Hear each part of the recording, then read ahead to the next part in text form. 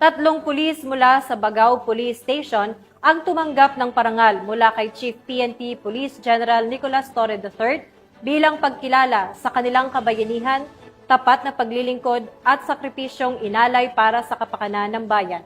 Nakibalita dyan si Patrolman Eduardo Balawag.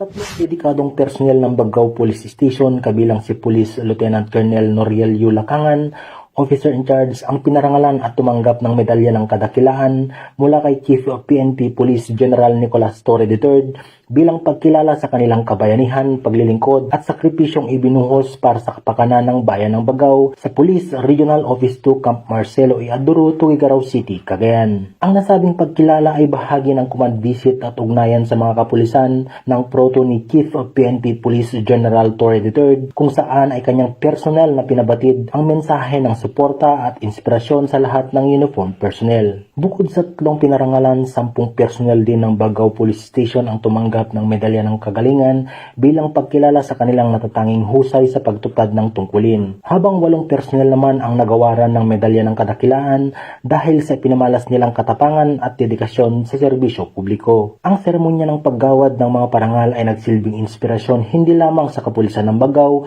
kundi maging sa buong komunidad. Patunay ito na sa kabila ng mga hamon na nanatiling matatag at handang magsakripisyo ang mga tagapangalaga ng batas upang masiguro ang kaligtasan ng bawat mamamayan. Ipinamalas din dito ang kahalagahan ng pagkilala sa mga alagad ng batas na patuloy na nagtatrabaho ng maintegridad at malasakit sa bayan. Napakahalaga ng parangal na ito dahil hindi lamang ito simpleng medalya o sertipiko.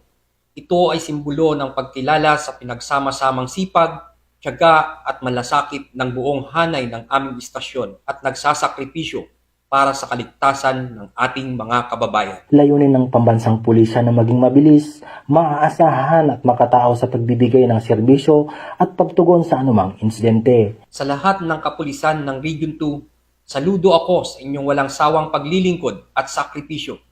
Naway patuloy nating pagkaisahan ang ating misyon para sa katahimikan at kaligtasan ng ating nasasakupan. Ang pagkilalang ito ay para sa ating lahat. Dahil sa bagong Pilipinas, ang gusto ng pulis, ligtas ka! Mula dito sa Lambak ng Cagayan, ako ang inyong Police News Network Correspondent, Patrolman Balawag, alagad ng batas, tagataguyod ng Balitang Pulis.